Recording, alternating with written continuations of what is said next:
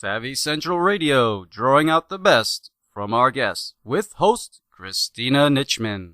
Our sponsor is Regina Huber, speaker, coach, and founder of Transform Your Performance. Regina helps businesswomen move into their positive yes energy and find their magnetic power and confident presence, so they can step into the spotlight and into their role as powerful leaders. Regina's clients include entrepreneurs, speakers, and corporate executives who want to move to the next level of their business or career.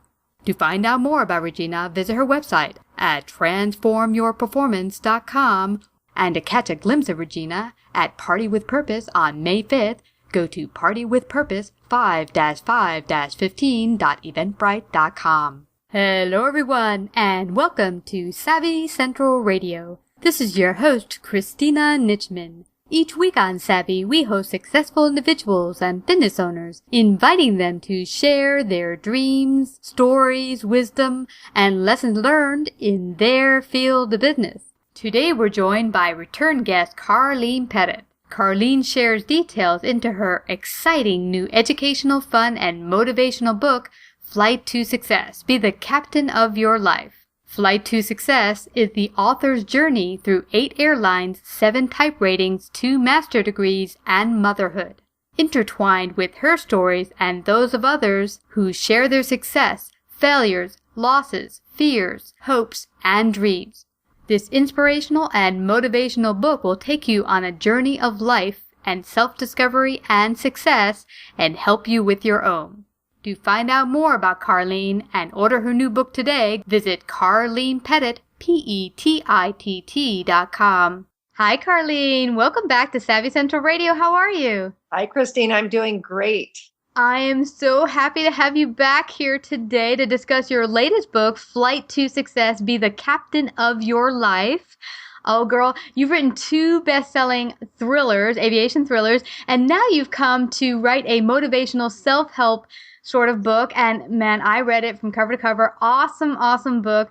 Great action steps at the end of each chapter. But on top of that, what I really love personally, and I don't know about everyone else out there, but you tie your aviation history into the book with life lessons learned.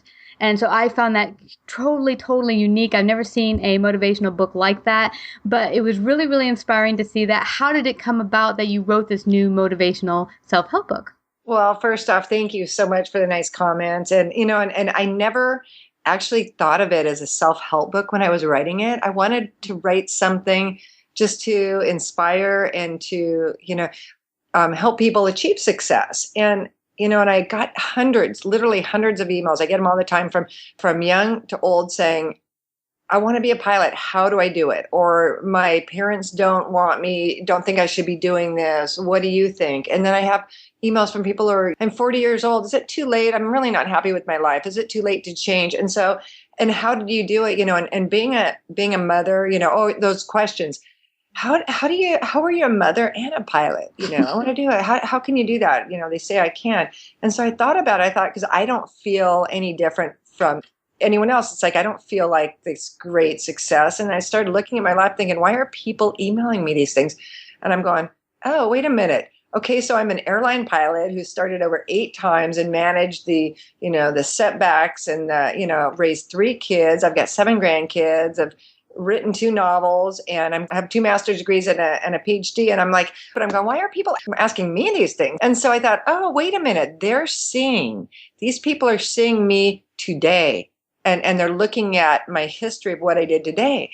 And so I'm going, oh, you guys could be where I'm at today if you wanted it, if that's your choice. And so I thought, how do I help them see that?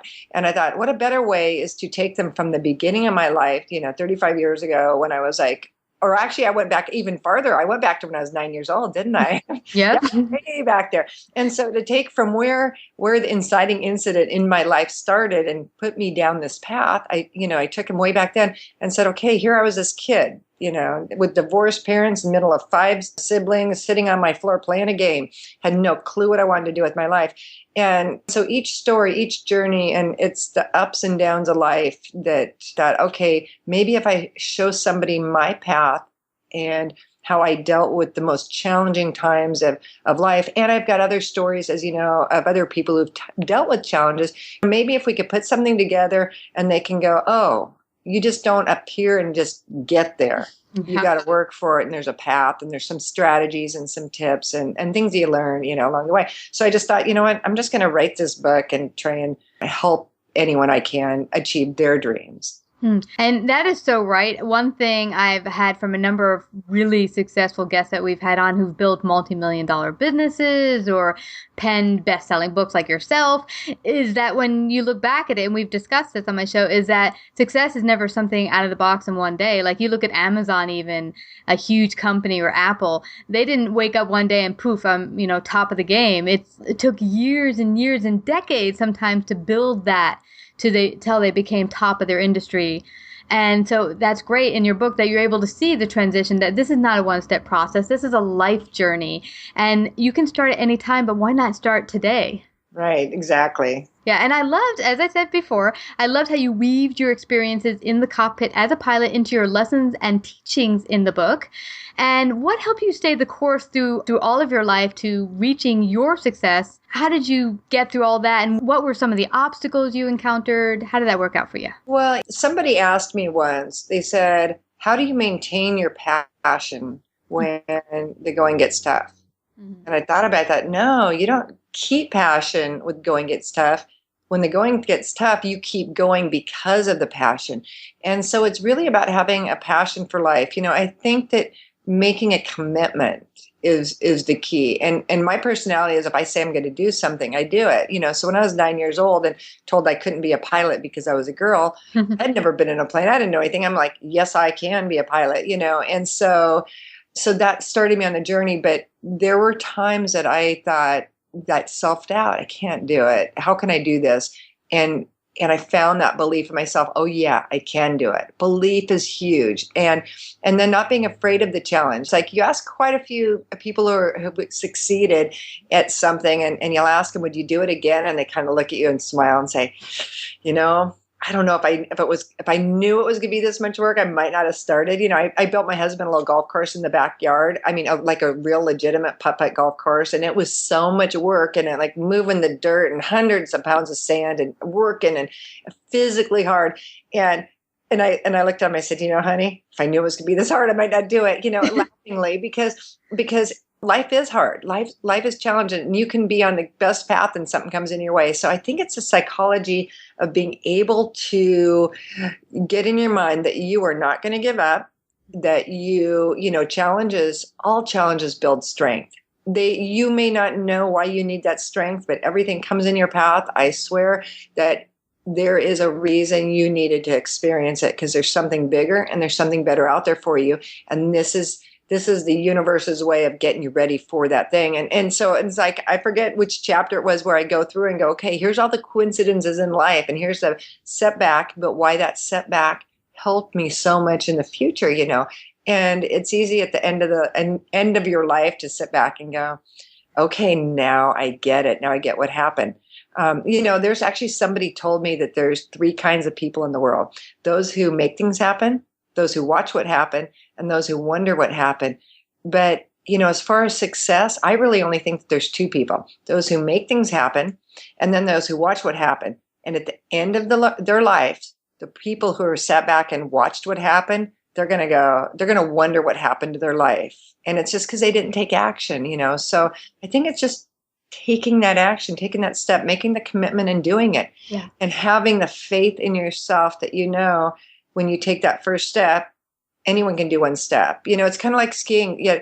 I'm not sure if you're a skier or not, but first time I was up on this mountain, these moguls, when I was young, and I was like, I'm afraid of heights, and all of a sudden I look down this mountain and my body is shaking.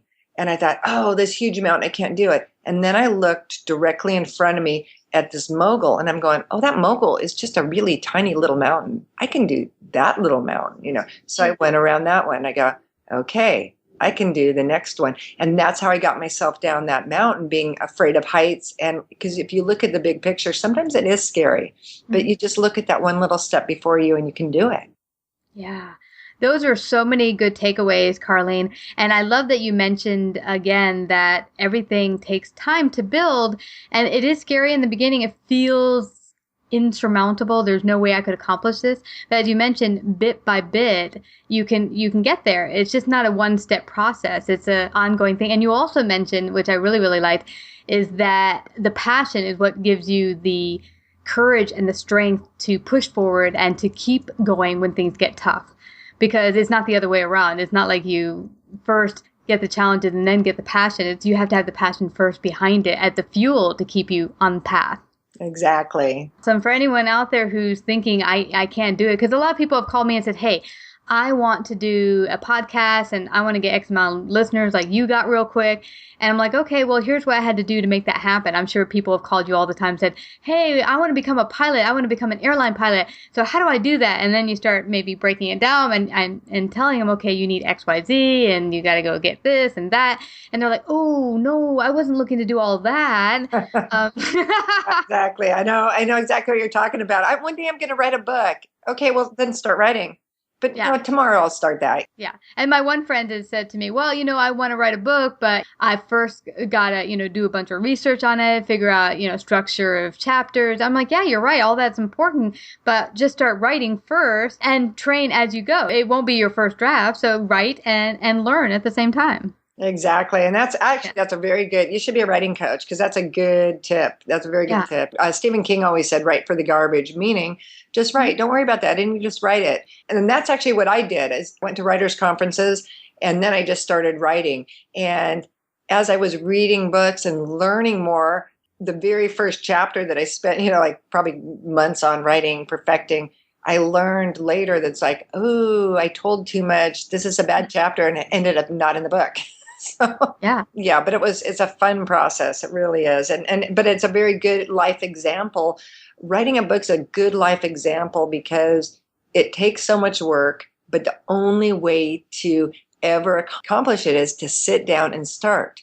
You have to start. You have to take action. Yeah, absolutely. When I had first gone to my first flight training class, I had walked in with a number of hours I had done on the sim. And I thought, okay, I'm going to do great. And I had this weird obsession. I should be perfect like the first time around.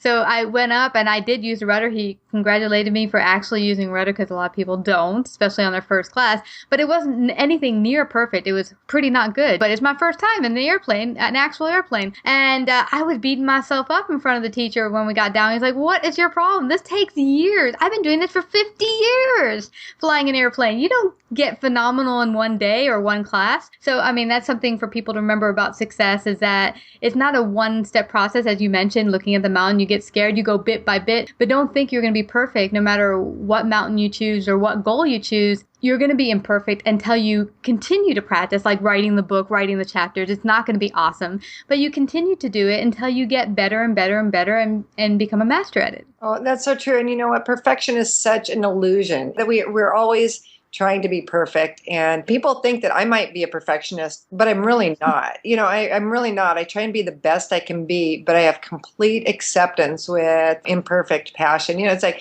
one of my friends said, you have to, Karlene, you go out and if you go, I'm nervous talking in front of people. And so, and I keep doing it to break through that fear. And so when the time comes that it's really important and I have a message that I have to share with the world, I will be comfortable and confident and articulate. And so I keep doing this and keep pushing through that fear. And somebody told me, they said, you need to watch yourself on video so you can see what you do wrong and how if you go or you do something. And they said, you need to do that and so you can get better. Okay, I'm afraid to look at myself in video. I don't want to look at myself. I don't even like to listen to myself.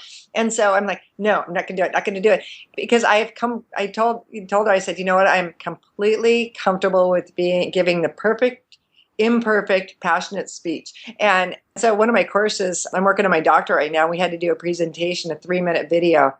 I was forced to break through that fear. I had to watch myself and I had to re-record and re-record and re-record. Finally, I thought, you know what? It's just never going to be perfect. I have to accept this, that today it's just going to be good enough. And good enough, and my good enough is probably somebody else, they might think, oh, that's so perfect. Like, but I don't see it. So sometimes it's like, do the best you can and get rid of, I have to be perfect. Because I'll tell you what, There's a reason a lot of very good books never get published because they're afraid. They go, oh no, it has to be perfect. I got to let it out. Have you ever read the book Daring Greatly? Oh, yes. I just started reading it. Yes. Love that book. And not to give away a secret in it, but she made a comment in there about, oh, I'm going to wait until I have time to, have the perfect dinner party. And she said, but that time never comes because you never have time. She says, so it's much better to have your friends come over and order Chinese food, get people together. And she brought up about the what's better, to have the imperfect manuscript printed or have it in your computer? What's better? So we really have to release our illusion of perfection and have confidence that we did the best we can. And there's a time that you got to let those little chicks fly out of the nest and you did the best you could and let them fly. And that's pretty much with everything in life. Yeah. If you wait, that's one of the excuses. That's probably one of the excuses why people don't do things. It's like, even if they start, they never reach that dream because they're waiting for that perfect moment. Yeah, and it never arrives because there, as you said, perfection is really just an illusion. And I don't remember, I know there was a quote from Marianne Williamson. I won't even try to say it, but it's something like, people always think I'm scared of failure, but the real essence of it is you're really scared of success. You're scared of living huge. You're scared of being your best, greatest self out there. What will that be? Could I actually step into those shoes? I think that's the real fear behind a lot of people's inaction. It is. And they don't identify it as that. And success is like, people judge you, they're like, they want to there's a lot of people out there and they want to knock you down and they want to judge you or they want to break you apart. And so it's safer. It's so much safer to be sitting in your room without anybody picking on you. And you can go out and I had an opportunity, my fear of speaking. I found out like a week before that I was the keynote speaker at a career day here out in Washington and for big aviation fair. And like, I'm going, what? I'm the keynote speaker? I said, sure, I'll help with career day any way I can. And then she said, don't worry, there's only going to be 550 people here. Wow. Going, oh my gosh, man, did I have to break through fear? Yeah. You know what? And I just didn't even think about it. I just waited the day before, kind of thought, okay, what do I want to tell these people? And then I went out and talked. And I didn't make a speech because here's the thing. And another thing about success, if you know something about yourself, I'm afraid of speaking in front of people. And fear impacts your memory. Okay. So when you get nervous and then you forget things. And I'm thinking, if I wrote the perfect speech and got up there and all of a sudden I get nervous, then I'm trying to think about what I was supposed to say. And I'm not talking, I'm not living the story, I'm not sharing the passion anymore. So I intentionally, and this is just my strategy for talking, I intentionally don't create anything that I have to memorize with the knowledge that my nerves will make my brain short circuit and I'll forget. Yeah. So I just go out there and do it and it works for me. Yeah. So it's like, that's one of the things is find out what works for you and then go do it because it's so possible. You're absolutely right. And everyone is different. I know you mentioned that in your book about how your fear of speaking and how you get through it. And for you, winging it works. What was really interesting that you mentioned is that I think when you make whatever you do about the others in front of you, about the others you're serving, maybe in the audience, or if you're flying, you make it about the passengers, then you're not coming from this absolute fear because the fear gets taken away as you put your focus on others and not yourself. Yeah, and focusing on what you're doing, in the airplane, that's kind of interesting because the passengers, people ask me, don't you worry about your passengers? And I'm like, The plane. Yeah. I don't think about my passengers, which sounds cruel because I love my passengers and I stand at the door and hand them. If you're ever on an airplane and there's a tall woman in a uniform handing you wings, then it's me because I do that for every one of my flights. If I'm the second crew, working the second half of the flight, I will be at the door greeting everyone. And I love my passengers, but when I am flying that airplane, I don't even think about them. I focus strictly on flying the airplane and doing the job because I know if I do my job right, myself and we're all going to make it safely. And so the power of focus is so important. And so when you're out speaking, you're right. My focus is now on the audience. What do you guys want to hear? What can I share with you that's going to help? Yeah. But power of focus is a huge key to success and knowing when to focus on what. It's like, you don't even think about it. You should never focus on what if I fail or what if I succeed? Because now your mind's distracted on something else. You should only focus on what you're doing. And if you're focusing on what you're doing, then that's where your energy is going to go, and that's where the success is going to go. And at the end of the day, if you focused on what you were doing and did the best you could, and it did not work out, then you deal with it. Then you deal with the ramifications. But the chances are, if you focus on what you're doing and you've been trained and you're doing the right thing, you're going to succeed. So you don't even have to worry about that part. Yeah. And that leads me to another question that's kind of in between that. When is focus dangerous? Like micro focus, or when you are so focused, it becomes narrow-minded. Like, how do you make it that you're focused on the task at hand, but you don't get so narrow-minded that you miss information around you? That's going to come with experience. There'll be times where you just, I'll use this scenario. I was out at, and this wasn't a danger thing, but I was out at a watercolor painting course with my girlfriend on Mount Hood. And, I'd never done this before. And it was like, I got so absorbed. I don't know if focus is the right word on this one, but probably, but it was so absorbed that all of a sudden, 6 hours went by and I'm going, where'd my time go? I lost it. 6 hours. It was so relaxing. We were so, she was teaching us how to make colors and paint. It was so creative. And I got so into it, I lost track of time. If focus is going to distract you to the point, I'll call it tunnel vision and flying and fixation. And that's when, so I don't know if focus, maybe fixation is a better word. Because when you're in an airplane and all of a sudden you get fixated on one thing, then you lose that big picture. You really need to have the big picture. That's what I laugh about. My husband can, when he's here with the kids, and they're little, something's going on. I'm going, I came home from work and there's like dirt. The little ones had dug dirt and piled it on the couch, and then the toilet was clogged and this. And I walked in the house. I'm going, honey, what happened? He's like, oh, they were so quiet. I'm like, okay. I forgot to tell you that part. When they're quiet, they're up to something.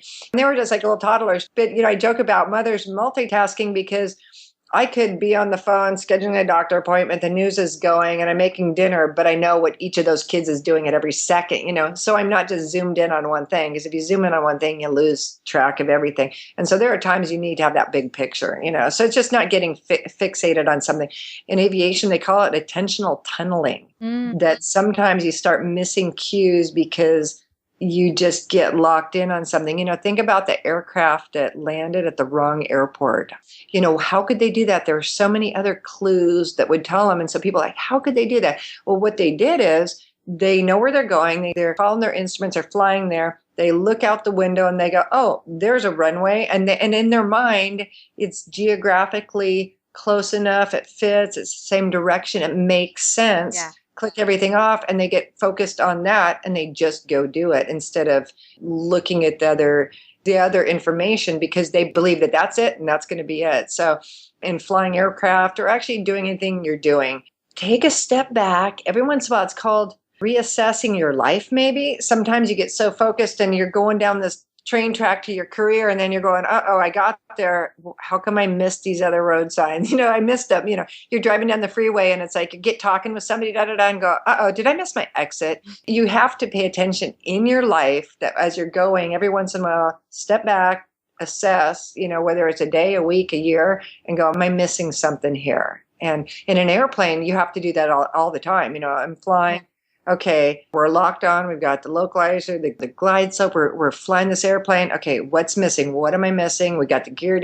So your mind's continually thinking big picture stuff, and you have to do that. It's an analogy that in the book that I used. It's like that far-reaching goal. You want to climb that mountain. You see that mountain. It's off in the distance. I got to get there, but you're not going to get there by looking at the mountain. You have to look at the train you're going over, crossing that river. You have to pay attention to the steps along the way. So you're focused. Think of it as a camera, zooming in, zooming out, back in, back out, depending on what you're doing. Yeah, I totally get you there, Karlene. I've been there where I've been in the cockpit, and I think it's normal for students in particular. You're in panic mode because everything's new, so you get super tunnel vision. You're like, you don't say anything but that one instrument, and everything else goes to pot. And I think that's often how a lot of accidents happen, and in real life, how missed opportunities happen. Exactly. And they're all around. It's kind of like, funny thing is Writers, they say, if you think it, ink it. If you have this thought, put it down on paper because you're going to forget it. Yeah. And that philosophy goes in life everywhere. In saving airplanes, if you review, which I have, probably normal people don't review airline crashes, but I like to find out why things happen. Yeah. And normally somebody in that airplane knew something wasn't wrong and they tried to justify it, and so it's like the same thing with an opportunity. If you're just living your life and all of a sudden you see something or you read a newspaper and something comes up and you have that little thought, oh, that's interesting. I wonder if.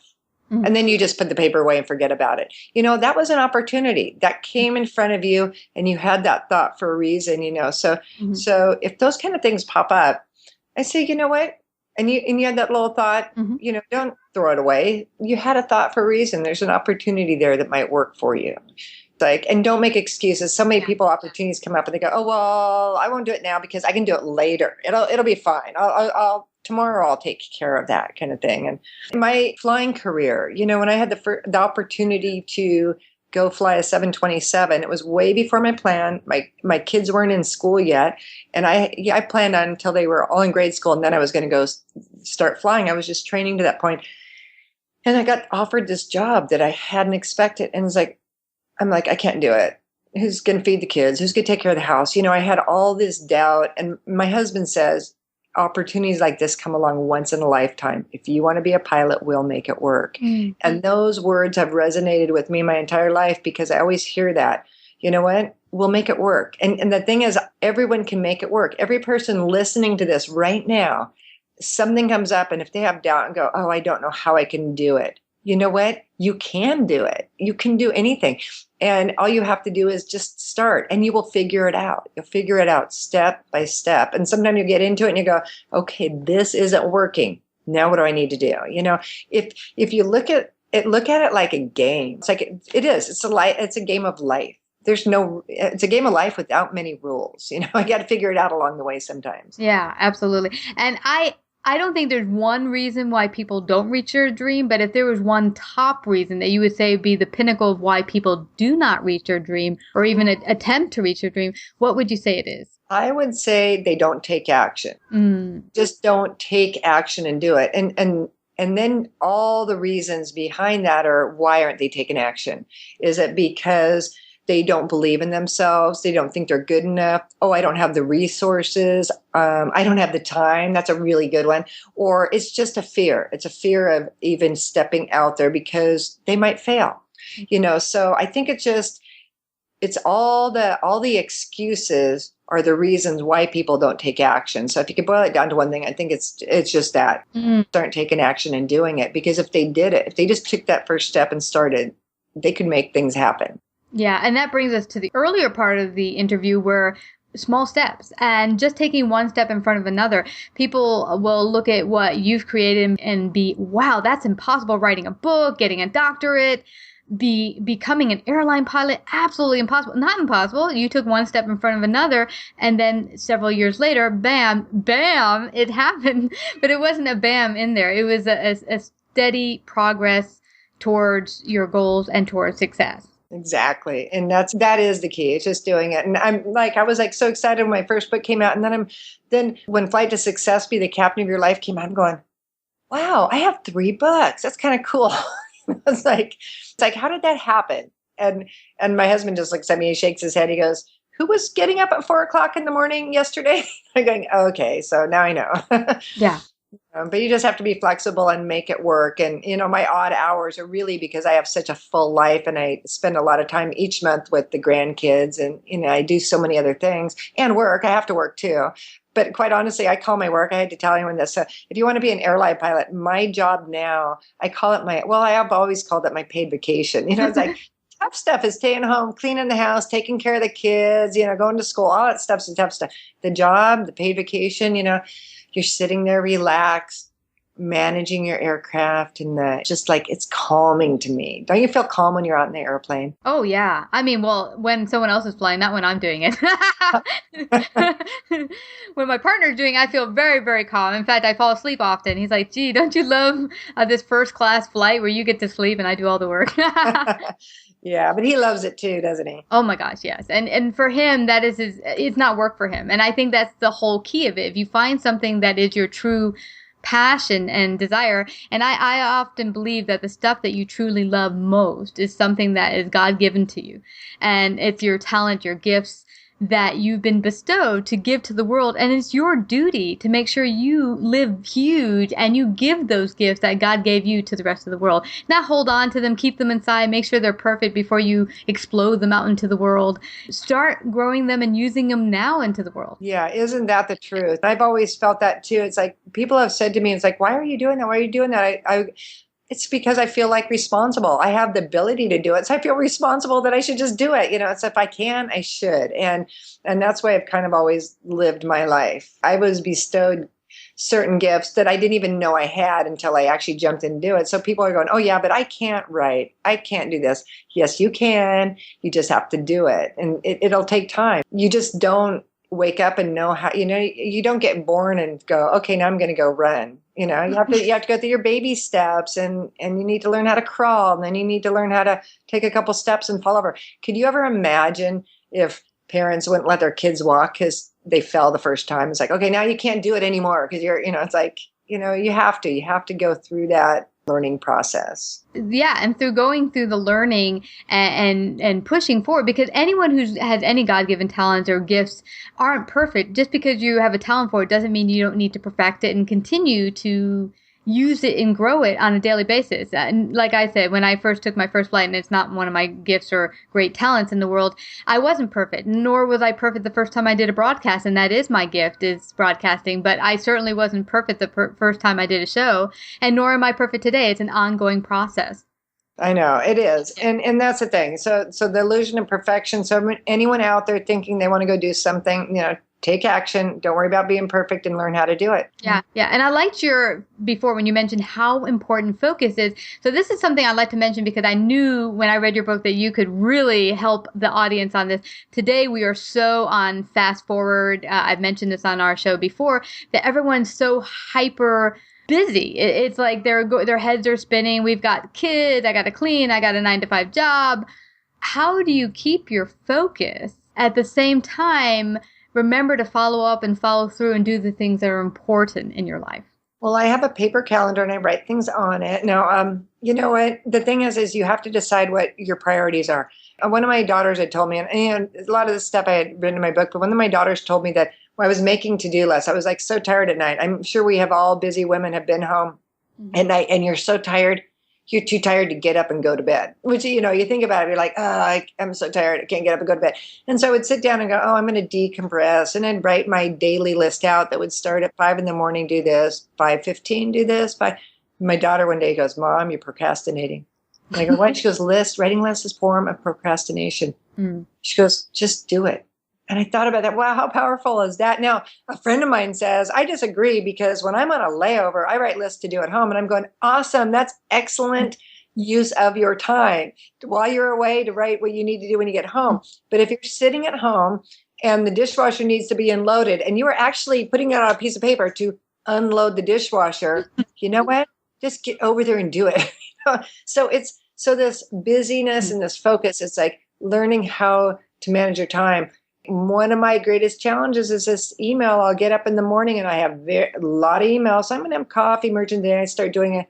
I will get sucked in. Managing your time when you're busy. It's figuring out what your priorities are and do something for yourself first. Do something at the beginning of your day that is going to advance you towards that goal, whatever that dream is, something powerful. So now I get up in the morning and my goal is I wanted to get my book done. I wanted to get this book out there. The need, especially now, how to manage your life and deal with stress with what we just saw with the accident over in the German aircraft. The timing was perfect. We need this book right now because there's a lot of people dealing with stress, and I knew that it needed to come out. So what did I do? I woke up in the morning. I'm like, I'm not getting on my email. I'm not going to do that. Those people can wait until the afternoon. I need to focus on my book first. That's my priority. And I do, so that's how I got this book done while I'm working on a doctorate program. I thought I had to have it finished before he started school or it would never get done. And because of life challenges over the summer, it didn't happen. No, that's not an excuse. Yeah. I'm going to get this done. So I manage it. It's like I have reading to do, and I want to. Health is so important in achieving success, because if you're not healthy to enjoy, you're not getting anywhere. And health impacts your level of success too. So it's really important. And so I thought, okay, what am I going to do? I need to read this, this textbook. Mm-hmm. I get up and I go over to the gym and go, bye, honey, I'm going to go to the gym. I'll go over and read, for an hour to 2 hours, just in motion on machine and just reading my book. And here's a little trick that I learned. People are like, how can you read on the machine? Well, it's really good for your balance, but they go, how can you read on the machine with all the noise and focus with all the noise going on around you? And what I do is I listen to music. And then people are like, how do you listen to music and read? This is crazy. And what I found out is that our brains, when they get used to something, they tune it out. And I realized I didn't know that why I was successful in doing this, but I listened to the same music every time I'm at the gym while I'm reading my books. And what happens is my brain knows, it's so familiar with the music that it doesn't have to think about the music. It just knows it. It's familiar with the tune. It's familiar. So it tunes out the noise. My brain is not thinking about the music anymore. It's just nice background, and I can focus on my book and actually get I'll go edit. I went out yesterday at 5:00 yesterday morning. I went over to the gym and edited my paper, because I can focus better over there than I can in my house, because in my house, there's like a coffee machine that wants me to go make another cup of coffee. And then my husband gets up, and then I'm going to go make him breakfast. And, I better see what's on the news. And I'm in front of my computer. I'll just go over and look and see who emailed me. So it's like all these life distractions and stuff. And I'm going, no, I'm not going to be distracted. I'm going to go over, get my exercise, and I have a theory too. I figure that oxygen is really good for your brain function. So if you're breathing, really good breathing while you're working out, it's going to help you remember. And I don't know, I haven't proven that theory yet, but it seems to work for me. So, I've worked ways to combine a busy life to make it work. And it's worked for me. And one of my girlfriends who's now in the doctorate program with me, and she's like, how do you go to the gym? How do you do that? How do you balance? And I said, just do it. Your balance will come. Your body is really smart. Your balance will come, And so she started doing it. Now she can do that too. So anyone who wants to read at the gym, you can. And then it's like at nighttime, how do you go to sleep? That's another problem with success, because you're trying to achieve something, whatever it is, like learning a new airplane, taking a new job. You had a busy life. You're thinking about the kids. Your mind gets turned on. You need sleep. You need sleep when you're learning anything, because that's when memories are formed, was while you're sleeping. So if you're not getting it, you're not forming new memories. And so what I do at nighttime, it's like, everyone has 30 minutes in their life. You can create it. And if you could create that 30 minutes to get a better quality sleep, I take a hot bath and take an unrelated book, something just relaxing and interesting and fun that's not going on in my world. It's another world. And I'll soak in my tub and I read this. And what it does, it short circuits the thought process of carrying my life into bed with me while I'm lying in bed for 2 hours trying to sleep, thinking about what I need to do and what went on, and so it's really important to be able to do that. I actually use this technique, and so it's like not an official experiment, but I did it when I was learning how to fly the 747-400. And I actually read 4 novels during that training program, because I thought, I want to see the power of a good sleep before and wake up and rested. So I'm focusing, because most pilots will stay up till the wee hours of the morning, memorizing and studying and learning and doing all this stuff. And you never really get sleep. And so I'm thinking, I'm going to see if I can, do this. And so every night, like 8:00, my alarm went off at PM, and I'm like, okay, I'm in that bath and I'm reading something different than a training manual. I'm not taking training to bed with me at night. And I did that, soaked in the tub for an hour, got a good night's sleep, woke up so refreshed and retained everything that I had learned the day before. And it was amazing. And it works. It really does work. And so that's how I learned to fly a 747-400. It's like with this process, so it does work. And sleep is so important for busy people. And they think, I don't have time to do it. Manage your life, get help. Only one thing that I would change in my whole life. It's not making a different career choice, or, I've started over, I'm on my 8th airline. And if I would have known that these airlines were going to go out of business, would I have gone there? Probably not. but in hindsight, I'm so glad that I did. So the only thing that I would change in my life is I would have got a housekeeper when my kids were young. I would have, because it's like, can you afford it? Can you not afford it? Your health is so important. And my health actually did suffer, later in years because of thinking I had to do it all. And I grew up in the era where women, first women, like, you had to be the housewife. Then we worked into the business. You had to be business. And then it was like, okay, we're going to let you do it all, but you have to do it all. You got to be super mom, super worker, And then, so I lived in that you had to do it all, and I didn't. That is too was an illusion. We don't have to do it all, and there's help out there, and there's people willing to help you if you ask. But sometimes when you're a high achiever, confident, you think, oh yeah, I can do it because I'm strong. But even the strongest people need help. I love what you're saying there, Karlene, because I think, and you were talking about life distractions and how it gets us off of focus and how important sleep can be to helping get focused on something and actually getting that sleep so that anything you did during the day, you can actually retain it if you were learning something. But it's interesting because I think I hear a lot of my friends on super crazy mode because they are picking up the kids and they're texting and they're at the same time talking to a friend on the phone or whatever, all this stuff going on. And I like what you said earlier, that just putting things into categories and boxes and prioritizing what's important. Your book's important. So I'm going to go to the gym, put on some headsets and prioritize and make this 2 hours about my book and exercising. And I also like the fact that you mentioned help, because I think it's true. It's a big American myth, this idea of bootstrapping it. I made it to the top and I didn't have any help. It's the biggest, it's the biggest myth ever out there, because that's not true. Anyone who's super successful did not get there by themselves. Any huge corporation was built by a bunch of people helping out and building that company together. And so any great success or endeavor is never accomplished alone. And so I love that you mentioned that, because I think anyone out there who's now trying to reach a goal or success, get the help. If you're doing 2 jobs, taking care of kids, flying around the world, writing a book, it's okay to get a housekeeper. And it's good that you mentioned that women have this idea that they want to be super mom, because my friend had just recently told me, I had a housekeeper, but I kept it hush-hush from all my other girlfriends because I didn't want them thinking I was a bad mom because I had to hire a housekeeper.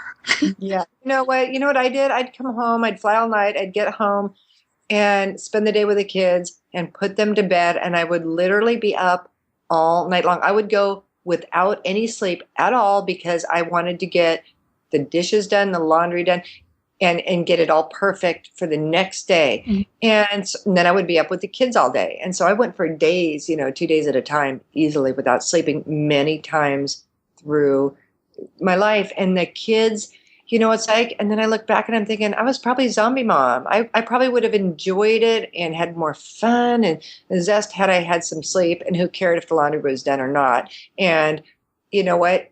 Go hire it out, because I'm probably still wearing my same clothes that I wore 10 years ago. I'm like, there's things that people value, and it's like, I'm not a real shopper kind of person just because I don't care. Yeah. And I have my life as in a uniform anyway, or I'm at the gym. So there's, you prioritize things, and it's like, I could have given up with something to have that help. And now my husband, it's like now I don't have the kids in the house, and my husband and I were like, I go, honey, I want to get a housekeeper. Now I finally figured it out. And he's like, but we don't need one. I go, but I want one. And he says, but I can do it. And I said, but you don't. Yeah. And I said, he's like, well, I go, no, this is it. I'm doing this for me. And now it's like the nicest thing in the world. And I have this, and she's such a sweet gal, and she comes over, and I'm providing her a job, and comes over to my house once every 2 weeks. Mm-hmm. And I don't have to do toilets, because I've chosen now in my life mm-hmm. that I don't want to do toilets. To me, getting my doctorate is more important than me scrubbing a toilet. Mm-hmm. And so I don't want to do it. So it took me a long time, because before I thought, okay, I have to do it. But we don't have to. And so life is about choice, and knowing that early. And I'll tell you what, probably one of the greatest challenges for me, and like your friend hiding, mm-hmm. Telling everyone, is the guilt that you feel about not being a good mom. It's like, oh man, talk about friends saying, how could you leave your kids being a pilot? It's like, I would never leave my children. There might be 100,000 flight attendants out there doing it, but I'm the bad guy for being the pilot mom. It's like it had a different stigma to it. And I just had to have confidence in myself that my kids are learning a lot of good skills from Pilot Mom. It's going to be different. I'm not home micromanaging them and making them do, which actually most pilots would do that to their children. I would have driven my kids nuts if I was home with my personality 7 days a week, 24 hours a day. It's like, I would have been the little drill sergeant, do this, do this, do this. And I thought, no, I'm going to go fly and I'm going to give you guys the skills. And then I'm going to leave and we're going to see if you and Dad can handle it while I'm gone. And, and they learned a lot, and it's like, and they were safe and they were loved and they were cared for. And, and the only thing is, I wish I would have got more help from Mom, it's like. Yeah. And I think it would have allowed you, like you said, you were so like zombie mom probably because you were trying to do it all and you could have been more present and had more fun, as you mentioned. And I think that's a good lesson for anyone out there who's trying to be super mom or super woman, even if you don't have kids, that it's not necessary to do it all. When I was building Savvy, I took on a consulting gig and was working 16, 17 hours a day last year. And I started to have things sent out to be done for me and even my laundry. And I was like, I have no problem doing that. Yeah, you got to prioritize, and it's kind of funny. It takes us a while to get there and go, we got to prioritize. But you do. And so hopefully all the young people starting out, it's like, eliminate that guilt. If you can do it, get help, Yeah. Send it out. Don't cook. One of my girlfriends, my friend who was just here the other night, she said she bench tested this. She goes, she took her oven out of her house. And we're laughing like, why would you take your oven out of your house? That's like not a normal thing to do. And she said, I've lived there for 10 years. I've never used it. Doesn't make sense for me to have it. I was like, okay, got it. Yep, you don't like cooking. That's okay. Someone else can do it for you. I had this one teacher, and I don't know if I've ever mentioned this to you. He was a genius. He got people in, like he would train them and said, hey, if you don't have enough money, what's your talent? Okay, you come do that for me. So he had someone coming to his house to cook for him, and he would just trade him for dance lessons. He had me clean his house, and I got free lessons. So I was like, hey, this guy has it down pat. He has everyone doing all his little inconsequential things he doesn't want to do. He gives them some dancing lessons, and bam, he has a cool life. I was like, yeah, this is genius, man. I like that because I decided when I retire, I'm going to go get a little airplane and just teach people how to fly. I was just going to do it for free. I'm not going to charge them. Yeah. But you know what? Actually, when you get things away for free, I don't know if people appreciate it as much, as if they're earning it. So that's a really good trick. I'm going to do that. I'm using that. You've just inspired me. So now when I give their lessons, I'm going to say, okay, you come over and weed my yard and I will give you flying lessons. That's right. Hey, you want to, take care of my car, do an oil change. You clean my house. Okay, you can go do my groceries. Okay, great. Yeah, so that's a good plan. That's a good business. See, good business strategy. That's right. Outsource. Oh gosh, don't even say that word around the airlines. It's like Well, the same with my industry. Back in corporate, my whole department in finance was going to be outsourced to Pakistan. It's like, we'll just have someone in Pakistan doing the invoicing. We don't need you guys. I was like, are they going to have the materials nearby if they need to reflect or talk to the client on a particular product? Like, no, that's not necessary. So it's interesting. Businesses do want to save money, but sometimes there's a limit to looking at the whole package. And I talked to someone else recently who's coming on my show about this, is that the resources, one of the greatest resources you have in your business are the people who work for you. And you got to think about it. There's so much that you can cut back on and bottom line, but it gets to a point that you have to treat your resources, or AKA your people, with respect and great quality customer care, because they do reflect the greater outcome of your success. Oh, isn't that the truth? It's like, and really, if you think about it, life is about people. That's what it's all about. It's about caring about others. That's a kind of interesting thing is on the book, if you say success, what do people think? It's like money, power, position. Well, we won't tell the secret to the end of the book about what success is when you make that journey, but it's a whole lot more than that. Yeah, and you had a chapter which I really like talking and focusing around fear. And fear is a big topic that comes up in people's lives that prevent them from going forward, living their dreams, or just living their best life. Is there any time in which fear can actually be used for a good thing in your life? Oh, it can. And that was interesting because, for the readers who haven't seen the book yet, Flight to Success, each letter is an acronym for something. And focus is so powerful in a life, but so is fear. And I'm like, oh, should I put fear or focus for my first chapter? And I thought, nope, fear is more important. And it's so important for two reasons. Number one, it prevents people from taking action and moving forward to that success, because it's this barrier that holds them back. But also, there's a huge dilemma. What fear do I need to fight through, and what fear do I honor? And we need to know there's fears. When you're afraid of things, quite often it's going to keep you safe. That fear is built into our senses, so we know not to do something. So I'm writing this chapter on fear, and this whole chapter on like how to persevere and go through fear. And I'm thinking, man, but how do I tell people? How do you identify the fear that's keeping you safe and the fear that you're going through? And actually, I mention another book. It's this book called The Gift of Fear, and I think everyone should read it. It's a fabulous book. But what it tells you is our bodies, and I learned this. I thought it was a gift. I thought it was intuition. I thought, I have this great intuition because I have a really keen sense of intuition. I feel things. I know if something's not right. And I listen to it. And that's a key. If the little hairs go up in the back of your neck and you think something's not right, it probably isn't. Back to looking at those airline accidents. Somebody on that airplane knew something wasn't right, but they justified it and they didn't listen to that fear. And you have to listen to your gift of fear, because what happens is if you think about it, every experience we live, just living life from the day we were born till now, where you're experiencing things, you're reading things, you're hearing stories from other people, you may watch a newscast, all this stuff is going in your mind. And you're listening to it, but it's storing in there. You might not be thinking about it, and you might not even consciously remember it, but it's in there. And then something's going to come up, a situation in your life, and you're going to have this feeling, something doesn't feel right. And you may blow it off because you go, I'm just being dumb. I'm not listening to this. It's like, and you start rationalizing it. But the reason you feel it's not right is because all these past experiences and things that have happened, they're all coming together in the back of your brain going, coming together to create this picture going, ding, ding, ding, something's not right here, based on all this data that came together. And that Gift of Fear, that book, he explains different examples of every single person who survived and had been brutally attacked.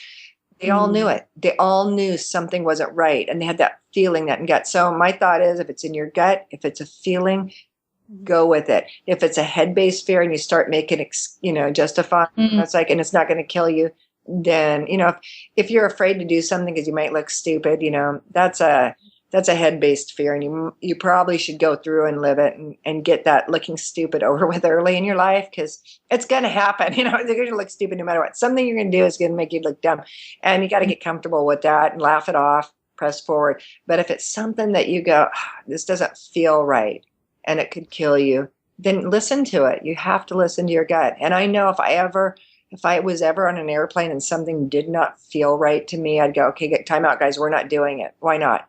I don't know. It doesn't feel right. And it kind of like a flight attendant. A lot of guys will go, the flight attendants in the back, they spend a lot of time back there, and they're not paying attention to the noises necessarily. They're dealing with their customers. Yeah. So if somebody back there, all of a sudden a flight attendant says, something doesn't sound right. And then they go, well, it's making a click, click, click, or it's doing this. And the pilots blow them off. That is so wrong, because they know something's not right. They may not be able to articulate what it is. There's something different, and they know. And, oh, man, I'm like, okay, we're stopping now. We're going to investigate. We're not going to dismiss this. You should never dismiss something when people's lives are in danger. I think that something that our society negates is that the feeling idea, and guys call it gut instinct, and it's really the same thing. We call it feeling, guys call it, it's my gut, but it's really the same thing talking to you. It's your fear, it's your instincts or your intuition telling you something's not right. And I think that same book had mentioned that there's like an 8-second or several second before you're able to put it into your thinking mind and be able to rationalize, your brain several steps ahead has the feeling that knows something's up before your rational brain can catch up. Exactly. And so if you learn to follow that and you learn to listen to it, it gets so much easier. If you really pay attention, it does get easier. And then you just know. You just like, people, how'd you know that? I just knew. Yeah. And so we, as I think a culture, need to really just take that into account and that there's nothing wrong. If you have a feeling, follow it through. And I've flown with my partner. There's a time I remember while I was almost asleep and I heard something felt weird or didn't sound right, and it was the engine. It was I think it was cold outside, and I woke up and I just looked at him. I said, I think we need the pitot heat on. He's like, oh, yeah, you're right. But, it's just that feeling. I didn't know exactly what was going on, but I think something had to change.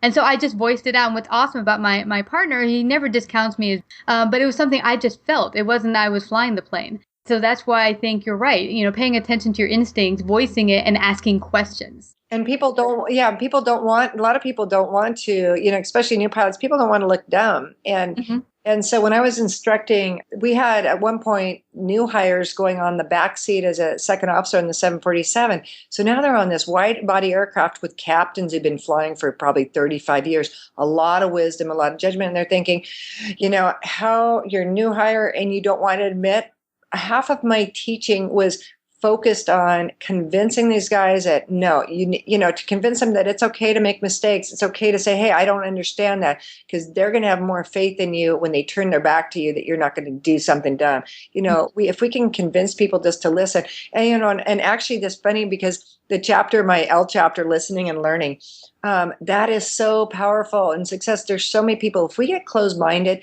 and think, oh, I know it all, I can do anything. And we don't listen to other people, like your partner saying, hearing you're a novice, he's experienced flyer, and he listened to you.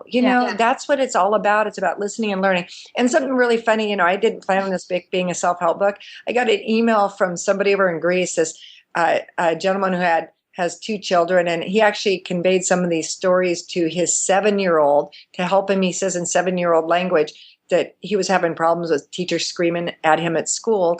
Mm-hmm. And his son comes home from school, and he said, Papa, today the door was really hard, heavy, but tomorrow it'll be much lighter. And I'm like, oh, that's so cute. And then he's telling me about this, and then all of a sudden the next paragraph he tells me, he says, and I decided that I'm going to start listening to my wife. He says, not that your book did it. She's always told me I never listened to her. He says, but now I understand the power and how important it is. I'm going, and out of all the things that my book was designed to do, I never thought that it was going to be a book that would help a husband listen to his wife, or I would have written it for my own husband years ago. That is so true, and it's been a phenomenal conversation. Boy, Karlene, there's so much more we could talk about. We could go on for hours about your book, but I think it's more important that people go out there today and buy their very own copy of Flight to Success, Be the Captain of Your Life. They can get that on Amazon and also on your website, right? KarlenePetitt.com? Yeah, KarlenePetitt.com, and then you'll have up on the link how to spell that. You betcha. And I'll just spell it right now. Karlene is Karlene, and Petitt is Petitt.com. Perfect. Yay. Well, it's been so phenomenal having you out, sharing your wisdom and talent on this very important topics on success and motivation. And anyone out there, you can create your dreams and your greater success today. Get your copy. Follow the lesson plan. That was my favorite part of the book, is doing the action steps at the end of each chapter. And they're not all really hard action steps. Some of them are like, there's movies sometimes mentioned. Oh, and by the way, Karlene, I really, really liked at the start of each of your chapters, you have a funny story that illustrates the core of that message, which I really, really enjoyed a lot. Oh, great. Yeah, that was pretty funny, because humor is so important. We have to be able to laugh at ourselves, and laughter helps eliminate stress. And life is funny. It can be funny. Yeah, well, absolutely. Thank you so much, Karlene, for coming to Savvy Central Radio and sharing your gifts and wisdom today. Oh, thank you so much for having me. And I want to just tell everybody to, believe in yourself, because there's really nothing that you cannot accomplish. Yay, absolutely. Everyone, please go to KarlenePetitt.com today and get your copy, Flight to Success, Be the Captain of Your Life. Thank you, Karlene. And thank you, Christina. Our sponsor is Regina Huber, speaker, coach, and founder of Transform Your Performance. Regina helps businesswomen move into their positive yes energy and find their magnetic power and confident presence, so they can step into the spotlight and into their role as powerful leaders. Regina's clients include entrepreneurs, speakers, and corporate executives who want to move to the next level of their business or career. To find out more about Regina, visit her website at transformyourperformance.com And to catch a glimpse of Regina at Party with Purpose on May 5th, go to partywithpurpose5-5-15.eventbrite.com.